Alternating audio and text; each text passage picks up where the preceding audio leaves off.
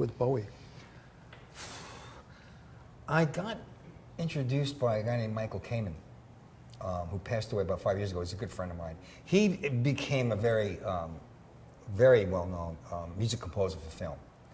At the time, I actually started off with him as a roadie because I was playing in those bands, and they were doing cover tunes, and it started to turn into a trap. I said, I would rather carry gear and be around guys who were doing this for real and then sneak my way in than to continue doing this.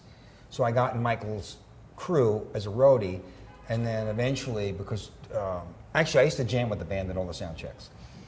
And David Sanborn was playing saxophone at the time, and he suggested to Michael that I should be in the band, so Michael said he's in the band. So I was in his band for a while as we were touring, and one day he said, there's somebody looking for a guitar player. So he said, get your act together. I said, who is it? He says, if I tell you, you know, just don't worry about it.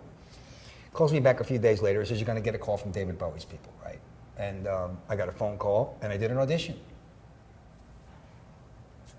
Word as that is, as simple as that. And that was what, 1974? 74. And so you were on Station to Station? Station to Station, David Live, Young Americans, Heathen, Reality, the video, tons, you know, chunks of videos and pieces of different albums. But those are the main ones I can remember right now. I'm sure there's more of them in there. I don't know if I ever told you this before, but I was so proud that, you know, you were out there, you know, working, you know, that kind of a job, you know, local guy, you know, out working with such amazing people, you know.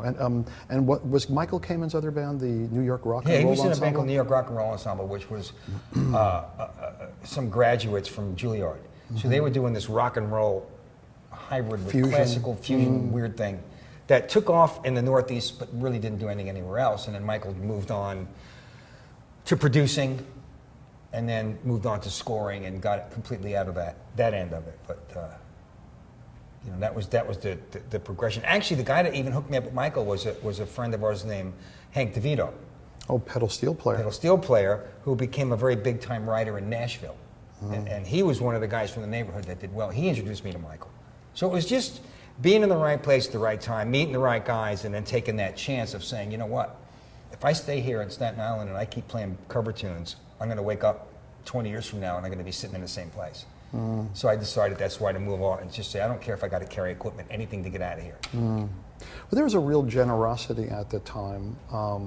You know, people like yourself, you know, introducing other musicians, connecting people up, you know, saying this is the guy you really want to deal with, or, you know, Michael Kamen saying, you know, I really recommend that you let, you know, Earl Slick come down and audition for the band. Well, when somebody helps you get in a position like that, when your friends need help, and they obviously you don't want to recommend guys just because they're, you know, you're friends, because you can't send somebody in that can't do the job. But if I knew somebody, and it happened with a number of people that could do the job, I would recommend them in a heartbeat. Well, there was a real, you know, positive environment in New York at the time for people really playing well, and I think everybody pushed themselves really hard to be able to cut the gig. Well, also rock and roll at that point was not even 20 years old yet. So everything that happened was new. And because the whole genre of music was relatively new, we were all over it all the time. Because, you know, Hendrix came out, who didn't sound like the Beatles, who didn't sound like Eric Clapton, who didn't sound like Jimmy Page. So you had all these guys to learn from, because everybody was different. It's a different we grew up time. in a lucky time. We grew up when it was a hotbed of art and fashion and rock and roll all happening all at the same time in New York and London, especially, which was I was influenced from. I remember seeing you on the Serious Moonlight tour, and I actually built several guitars for you at that point. We did the blue on blue, the red on red, but I saw the show once in London, and then once in Japan and once in New York, and that show just got better and better and better.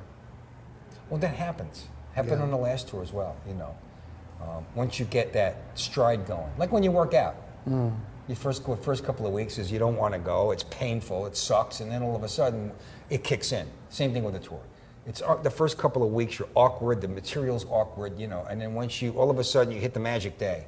and then every week it builds and builds and builds. And by the time of the end of the tour, you're a machine.